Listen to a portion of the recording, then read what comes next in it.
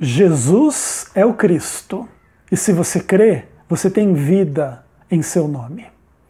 Eu sou Ezequiel Gomes, você está no canal Vem Senhor Jesus, e hoje eu gostaria de conversar com vocês a partir da perspectiva de João capítulo 20, versículos 30 e 31, onde o registro bíblico nos diz o seguinte: Na verdade, fez Jesus diante dos discípulos muitos outros sinais que não estão escritos neste livro. Estes, porém, foram registrados para que creiais que Jesus é o Cristo, Filho de Deus, e para que, crendo, tenhais vida em seu nome. O Evangelho de João ele é um documento muito singular e importante na história da humanidade, por fazer parte, de um conjunto muito importante de documentos na história da humanidade que compõem aquilo que a gente chama de Bíblia Sagrada, que inclusive nós como cristãos consideramos como a palavra de Deus, a despeito das polêmicas daqueles que pensam de forma contrária. Existe muita controvérsia a respeito de tudo que circunda o Evangelho, a Palavra de Deus, Antigo e Novo Testamento. Cada vírgula dessa história é questionada, é interpretada de mil maneiras diferentes, mas seja como for, o Evangelho é uma coisa extraordinária. O Evangelho do Reino de Deus, o Evangelho de Deus, o Evangelho do Filho de Deus, as boas novas de quem Deus é, de quem Cristo é e do que Ele fez por nós na cruz do Calvário, na ressurreição e etc. Tudo isso são temas profundamente interessantes, de implicações radicais para a existência tal qual ela é. E o que acontece? Faz um tempo já que esse canal ele é dedicado a muitos estudos teológicos, e eu gosto da área da teologia, mas eu sinto falta de um envolvimento um pouco mais missionário em termos de pregação, não unicamente do ensino. Claro que, por exemplo, a gente tem um exemplo muito interessante dentro do Adventismo do Sétimo Dia, que é o pastor, por exemplo, Giri Moscala, que ele fala que quando ele ensina, ele prega, e quando ele prega, ele ensina. Então as duas coisas também estão dissociadas. O mundo do ensino também é o mundo da pregação. Entretanto, o meu foco aqui nesse vídeo não é ficar explicando exegeses e hermenêuticas e princípios de interpretação ou escolas de interpretação do Evangelho de João, mas é colocar em perspectiva alguns dos temas principais deste Evangelho, com o foco naquilo que o próprio João diz ser o seu intuito, o seu objetivo. O Evangelho de João é o último livro da Bíblia a ter sido escrito. Muito provavelmente, dentro dos estudos bíblicos, esta é uma posição bastante consolidada entre os estudiosos, que vão trabalhar esses documentos como documentos históricos e tal, e vão avaliar aí as circunstâncias da produção de cada documento e etc. E existe uma ideia bastante aceita no mundo acadêmico de que o Evangelho de João foi o último documento da Bíblia a ser escrito. Ainda que na ordem canônica o Apocalipse fique lá no final da Bíblia. Seja como for, o Evangelho de João, na minha opinião, em função de ser o último documento bíblico a ter sido inspirado por Deus, segundo esta escola de pensamento, na minha opinião, em função disso e também de outras características, o documento ápice do cristianismo. Muitos consideram a teologia de Paulo como a teologia assim, mais desenvolvida, mais profunda, mais complexa, mais completa, que mais poderia se aproximar de uma coisa como uma teologia sistemática, que é uma coisa assim que os teólogos gostam muito de buscar, a sistematização do pensamento. E o apóstolo Paulo oferece inúmeras perspectivas, inúmeras cartas diferentes, uma ampla produção também, e etc. E muitos consideram assim Paulo como o ápice da revelação cristã. Eu discordo disso, não por nenhuma crítica à obra de Paulo, mas eu compreendo que o Evangelho de João é o ápice da revelação cristã. E eu digo isso por várias razões, e algumas delas eu vou explorar com a máxima brevidade possível, dentro de um contexto de um vídeo no YouTube e etc. Então, assim, da perspectiva de que Jesus ele é o Cristo, o Filho de Deus, e que a fé no nome dele pode trazer vida. A partir desta perspectiva, a gente começa a questionar bastante coisa, né? Toda essa noção inicialmente sobre Cristo ser o Filho de Deus coloca Deus em posição de destaque, de preeminência em termos daquilo tudo que a gente vai discutir, certo? O Evangelho do Filho de Deus é o Evangelho de Deus. Inclusive porque, especialmente também no Evangelho de João, o Filho de Deus tem algumas características muito importantes, como aquele que revela o Pai, né? Aquele que nos revelou é o quê? É o unigênito que está no seio do Pai. João 1, verso 18. E quando a gente vai se aprofundar nesta questão sobre Deus no Evangelho de João, a gente já vem para o prólogo e a gente já vai lá, né? O princípio era o verbo estava com Deus e o verbo era Deus, estava no princípio com Deus. Todas as coisas foram feitas por intermédio dele e sem ele nada do que foi feito se fez.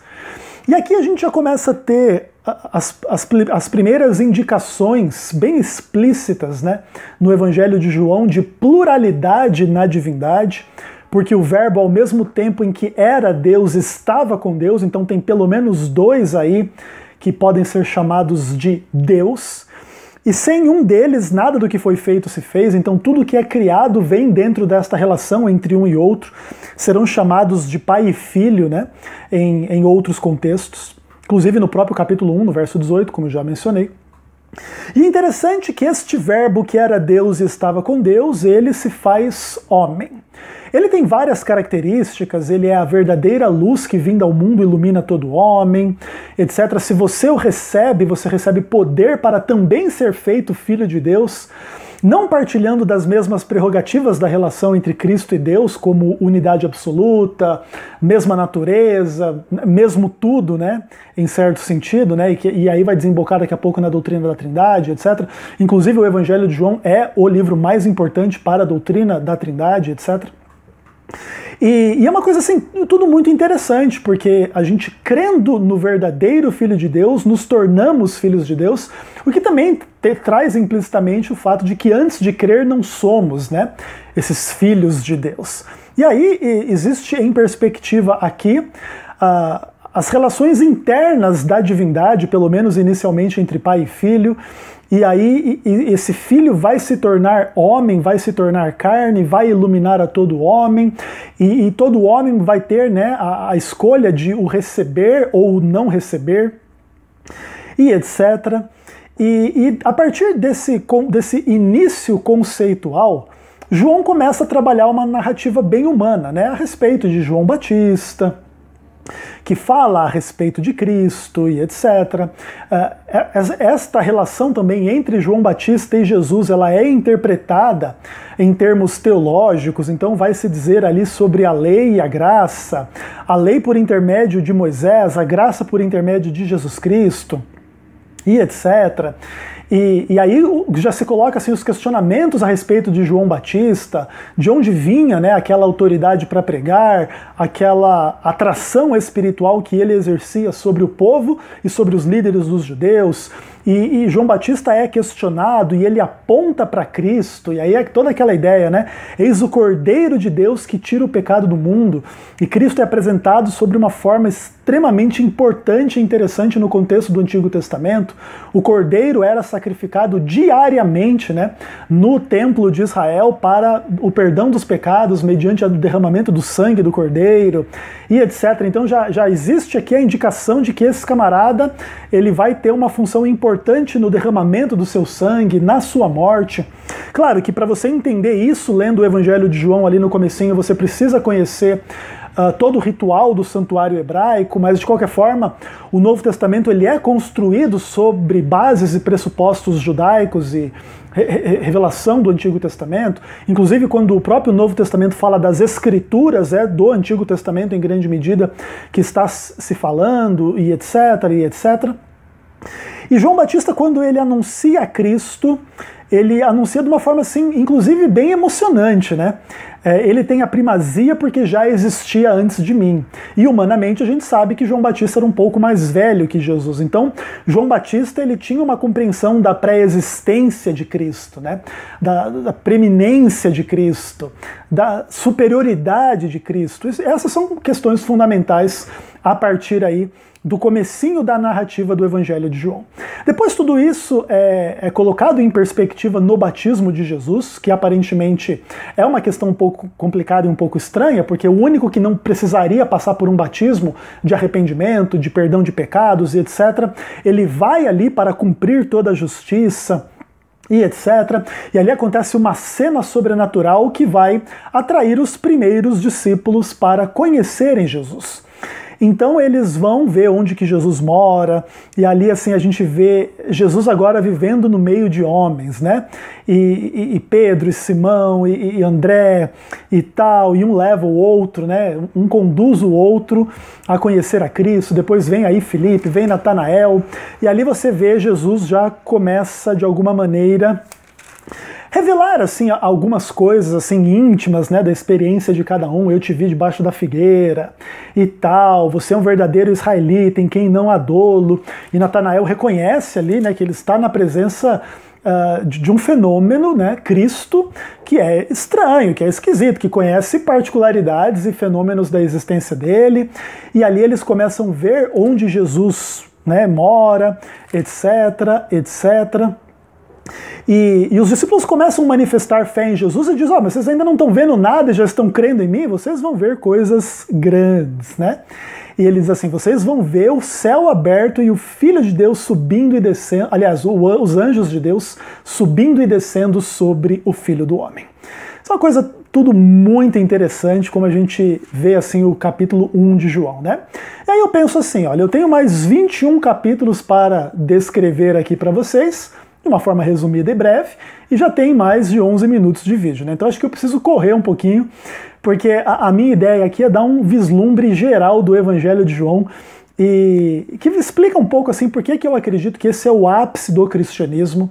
Esse, para mim, assim, é o documento mais importante da história da humanidade isoladamente visto, sem nenhum demérito aos outros documentos bíblicos e tal.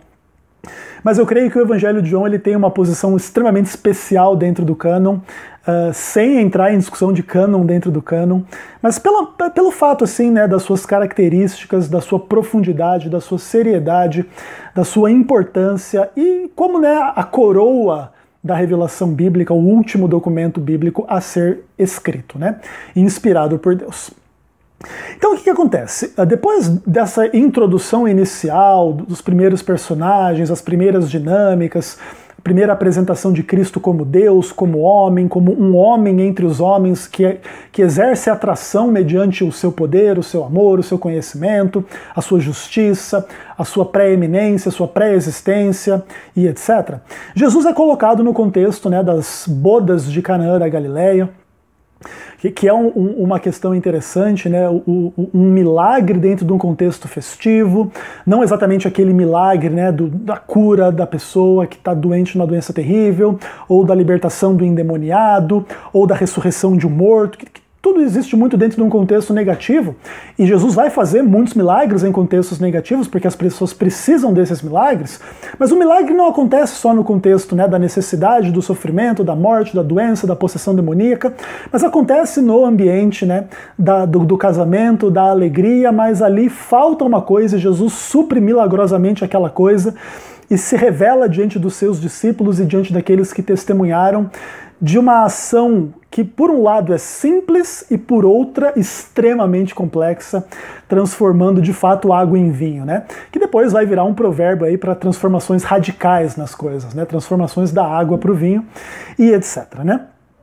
Então o que acontece? Logo depois desse contexto extremamente positivo no casamento em Caná da Galileia, etc., Jesus ele é visto com chicote na mão purificando o templo, uma das imagens assim mais fortes, né, a respeito do Filho de Deus e que já dá a tônica da polêmica de Jesus em relação à religião e aos religiosos e as interpretações e práticas tradicionais do povo que deveria ser de Deus e que se afastou de Deus em nome de inúmeras questões, né, da sua dinâmica histórica e etc, e etc.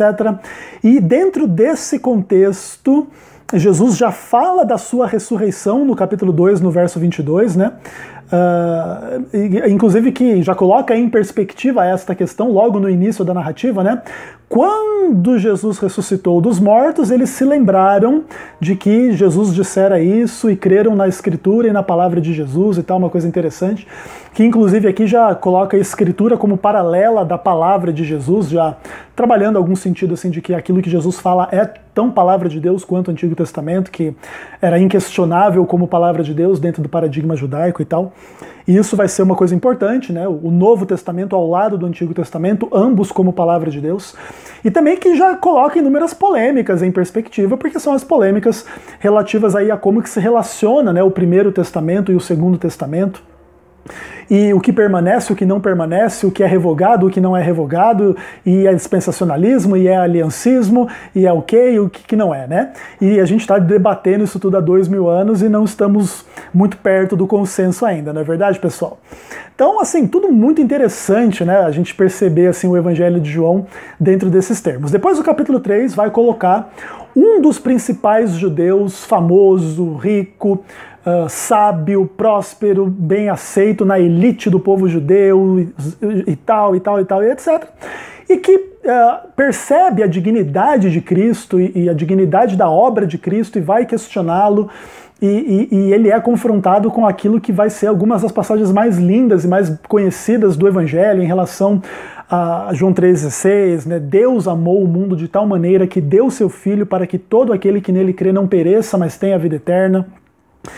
E Deus enviou seu Filho ao mundo não para julgar o mundo, mas para que o mundo seja salvo por meio dele. Se fosse para condenar, não existiria essa história. Deus não precisaria desta história para condenar, e inclusive para condenar com justiça. Ainda que a condenação à luz do Evangelho ela se torna duplamente justa, né? Porque aí não é só pelo pecado que os homens são condenados, mas pela rejeição da única coisa que os poderia salvar do pecado. E ali se coloca muitas coisas interessantes, e Jesus sai do ambiente estritamente judaico e vai lá para encontrar com a samaritana, e toda uma discussão assim interessante, né, que inclusive ele vai cumprindo um pouco daquela questão, né, começa em Jerusalém, depois vai para Samaria, depois tá até os confins do mundo. Uma coisa interessante. E ali Jesus tem um diálogo muito interessante, muito importante com a samaritana, por ela ser mulher, e todo o contexto da vida sentimental dela, uma coisa íntima, vergonhosa, que ela tinha um monte de marido, daqui a pouco o homem com quem ela estava nem era marido dela, e etc. E ali ela desfoca desta questão pessoal para uma questão mais geral de adoração, e Cristo fala da adoração a Deus em espírito e em verdade, e que é uma coisa essencial, né? Tipo assim, acima das discussões politizadas, ou da sociologia, ou das religiões, existe uma adoração em espírito e em verdade, que é o que o Pai busca, que são os verdadeiros adoradores e etc. E dentro do contexto da verdadeira adoração existe a noção de que é necessário que Deus envie ceifeiros, porque é pouca gente trabalhando, né? É muita gente para consumir, pouca gente para produzir, para trabalhar. E se coloca em perspectiva a missão, né, envolvimento na missão e etc. E é uma coisa assim, tudo muito interessante. Deus enviou Cristo, Cristo enviou cada um de nós, Ele nos enviou para a gente ceifar o que a gente não semeou, outros trabalharam e a gente entra no trabalho deles, isso é uma coisa muito interessante também. Hoje nós somos herdeiros de uma ampla tradição cristã, de uma ampla, vamos pensar assim, academia cristã que já pensou em 1 milhão de coisas em relação a tudo isso, já produziu muito em relação a isso, a gente lê muito em relação a tudo isso, você vê biblioteca cheia de livros, e nunca acaba o tanto de livro para ler, e no final se você lê tudo, você ainda sabe nada, ou quase nada, e a gente entra no trabalho uns dos outros, e Deus vai nos usando e vai nos enviando, e etc.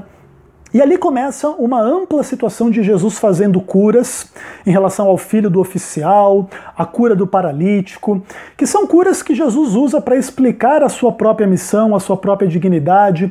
Logo no capítulo 5, depois que ele cura ali o paralítico e etc., ele já vai falar da ressurreição dos mortos, e tal, e todo mundo vai ouvir a voz dele e vai sair ou para a vida ou para a segunda morte.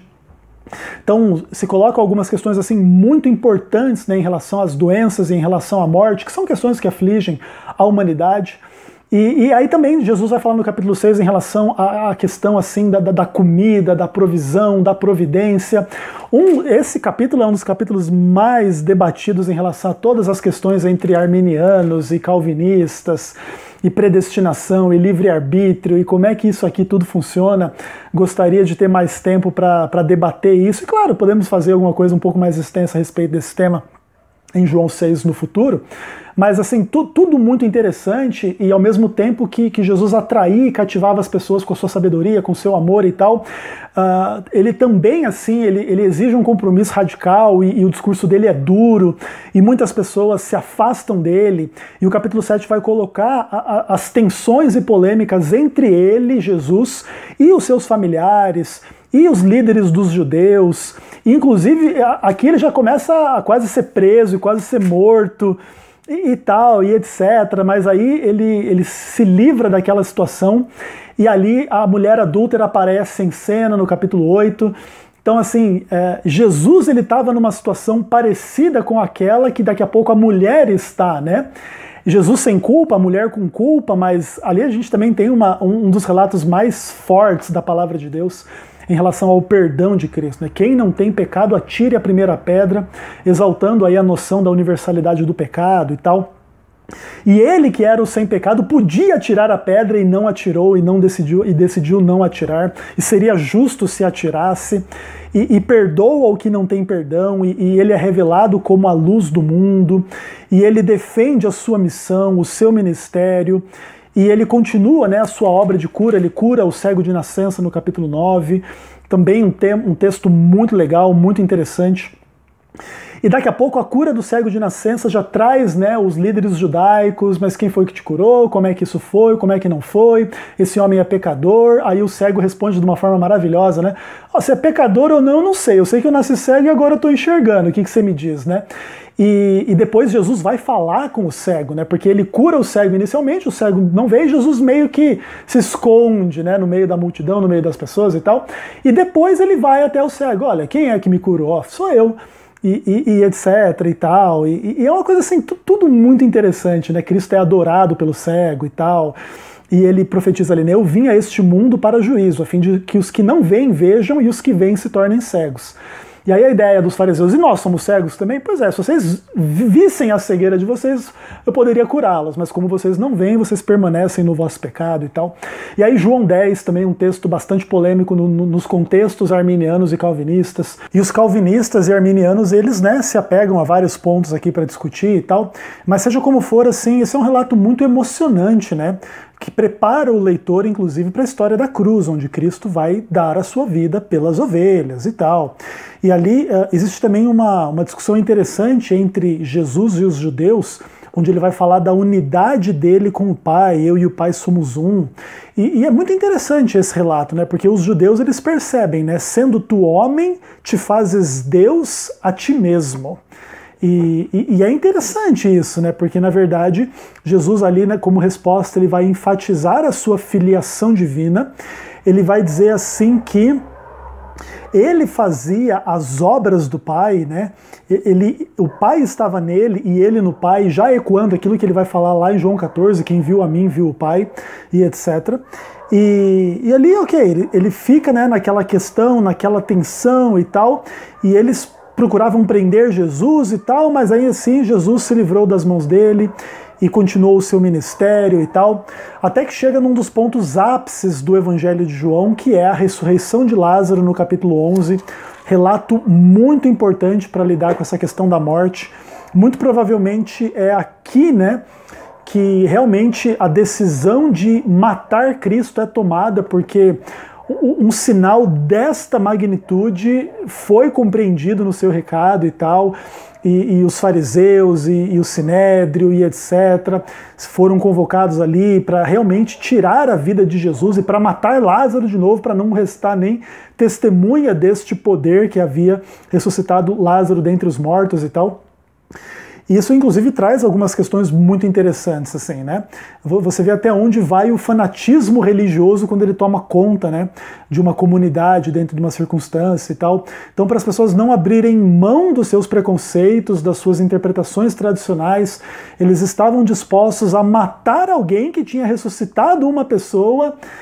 Inclusive, claro, que isso já demonstra assim, ser meio contraproducente, né? Porque eles deveriam, inclusive, ter imaginado, poxa, peraí, se esse cara tem o poder de ressuscitar esse Lázaro ali, se a gente matar ele também não vai resolver, porque ele vai ressuscitar, né? Mas também, muito provavelmente, como aqui Jesus está agindo contra um inimigo que praticamente reina sobre a humanidade, que é a morte, muito provavelmente também esses senhores aqui, fariseus e saduceus e etc., eles imaginaram que aquilo poderia ser uma questão temporária e que não fosse assim uma vitória definitiva, tanto que Lázaro poderia ser morto de novo, o próprio Jesus poderia ser morto, e aí tudo voltaria a ser como era antes, né? Mas eles mal imaginariam, né, que quando Jesus ressuscitaria dentre os mortos, aí que acabou realmente o reino do inferno e o diabo vai ser destruído e o pecado para todos sempre em função disso, né? É uma coisa interessante, mas o Evangelho vai preparando tudo isso, e aí o capítulo 11 e tal, não sei o quê. Aí a gente começa a entrar no capítulo 12 em diante, realmente nos eventos finais da vida de Jesus. Ele é ungido ali por Maria em Betânia, com ali o unguento e tal, existe toda aquela cena ali, o Judas reclamando, não sei o quê, e ela fez uma boa ação para com Cristo, e ela seria lembrada quando o Evangelho fosse pregado, e ali existe, né, a entrada triunfal de Jesus em Jerusalém, ali também já se expande o interesse por Jesus, e os gregos querem ver Jesus e tal. Inclusive, eu me lembro das aulas do pastor Amin, onde ele fala que isso aqui era uma tentação disfarçada de bênção, né, porque aí agora o Jesus estaria sendo rejeitado no contexto judaico, poderia voltar os seus olhos para as nações além, né, dos limites de Israel, ir lá ensiná-los e tal, e etc. Mas Jesus tinha a missão de morrer, não só pelos judeus, mas pelos gentios, por todas as pessoas da face da terra. E uma missão aos gentios não estava nesses planos, né? Pelo menos não naquele momento, com Jesus antes da sua morte, tal, etc. Esse ministério, inclusive, iria ser cumprido por vários cristãos após a ressurreição de Cristo, que iria redimir, né, judeus e gentios e reuni-los em um só corpo, e etc. e tal. E tudo muito interessante e tal. E ali Jesus resume o seu ensino, né? Quem crê em mim não crê em mim, mas crê naquele que me enviou. E quem me vê a mim, vê aquele que me enviou. Eu vim como luz para o mundo, a fim de que todo aquele que crê em mim não permaneça nas trevas. Se alguém ouvir as minhas palavras e não as guardar, eu não julgo, porque não vim para julgar, mas para salvá-lo. Quem me rejeita não recebe as minhas palavras, já tem quem o julgue. A própria palavra que tenho proferido o julgará no último dia. Porque eu não tenho falado por mim mesmo, mas o Pai que me enviou, esse me tem prescrito o que dizer e o que anunciar. E eu sei que o mandamento dele é a vida eterna. As coisas, pois, que eu falo, como o Pai me tem dito, assim falo. Então Jesus ele declara assim, uma dependência absoluta do Pai, e ele coloca as questões de salvação e perdição de uma forma interessante, né? Ele diz assim, se alguém não for salvo no final dessas contas, não vai ser por causa de mim, eu vim salvar. Mas cada um vai poder aceitar ou rejeitar, ecoando lá aquilo que fala no capítulo 1 também, né? Aqueles que o receberam, lhes deu o poder de serem feitos filhos de Deus, e etc. E aqui, a partir do capítulo 13, a gente realmente entra nas cenas finais. Ali nós temos um dos textos mais famosos, mais bonitos e emocionantes da Bíblia, que é o lava-pés, onde Jesus lava os pés dos discípulos, inclusive de Judas. Pedro fica ali naquela frescura, você não vai me lavar, e Jesus é duro com ele, né? Se eu não te lavar, você não tem parte comigo. Aí Pedro já quer que lava a mão, a cabeça, o que for mais. E Jesus diz, não, basta lavar o pé, não tem problema. Ali existe toda a questão da traição de Judas, que também é muito emocionante, mesmo que envolva emoções negativas também, mas é um relato bastante emocionante. E quando o diabo entra nele, ele sai para trair Jesus, Jesus fala da sua glorificação e do mandamento do amor, né? Não desistam de amar, amem uns aos outros e vocês vão conhecer que são meus discípulos, as pessoas que amarem umas às outras e tal. Jesus também ele avisa Pedro a relação aí às questões da traição e etc. E começa ali aquele longo e maravilhoso discurso que vai do capítulo 14 até o final do capítulo 17. 14, 15, 16 e 17. Quem me dera eu fosse capaz de resumir esses capítulos para vocês em poucos minutos.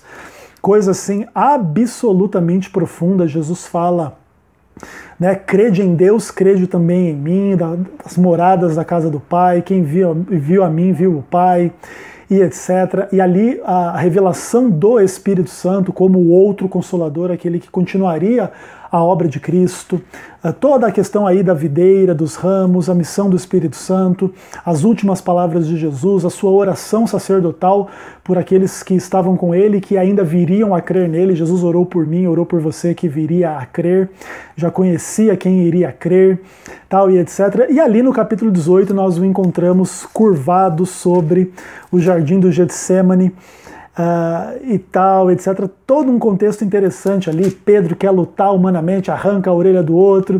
Jesus vai, né, não permite aquela situação, não beberei eu o cálice que o Pai me deu. E aí Jesus ele vai preso, vai escoltado perante Anás, perante Caifás. Pedro nega Jesus. Jesus é interrogado, trazido de lá para cá. Daqui a pouco começa o julgamento. E aí Jesus diante de Pilatos. E aí toda aquela questão ali extremamente complexa, né, do julgamento totalmente injusto, totalmente contra as leis de Jesus, e aí a sua tortura e a sua crucifixão.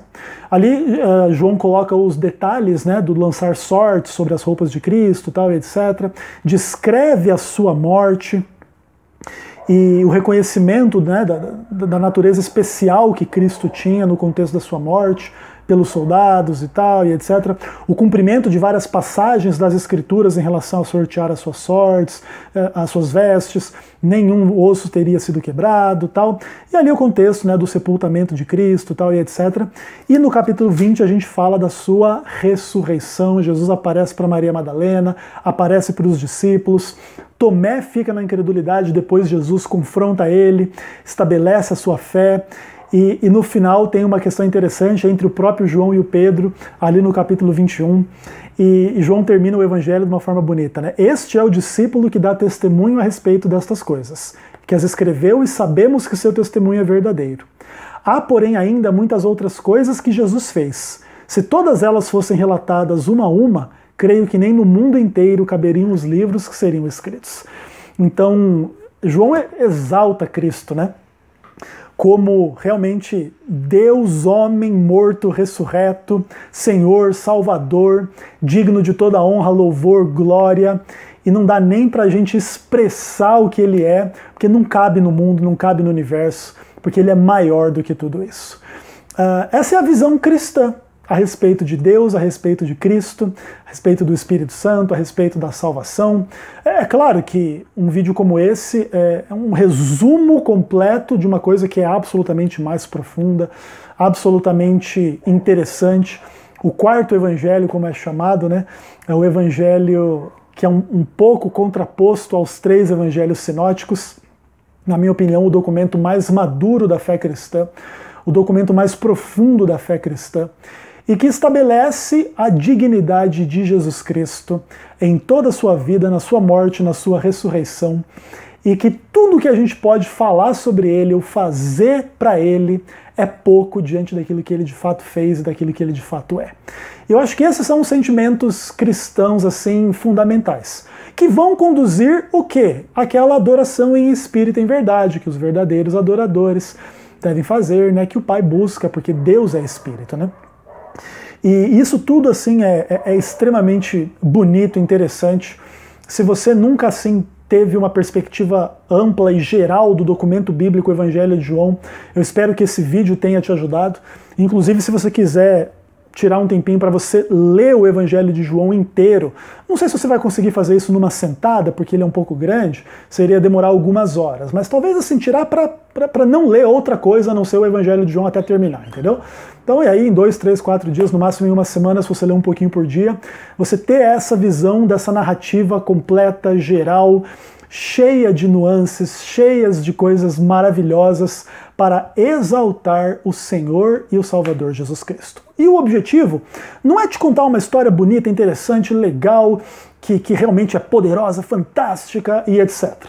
O motivo dessa história toda ser contada no Evangelho de João é para que você creia.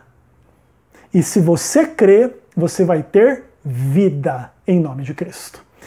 E vida com abundância, e vida eterna, e vida de verdade, que é o que a gente não tem aqui, né? A nossa vida neste mundo é imperfeita, é transitória, é mortal, não adianta ganhar o mundo inteiro, daqui a pouco você perde a vida, perdeu tudo. E aquilo que não é eterno, né, o peso eterno da glória, enquanto isso não chega, a gente ainda não está na verdadeira vida.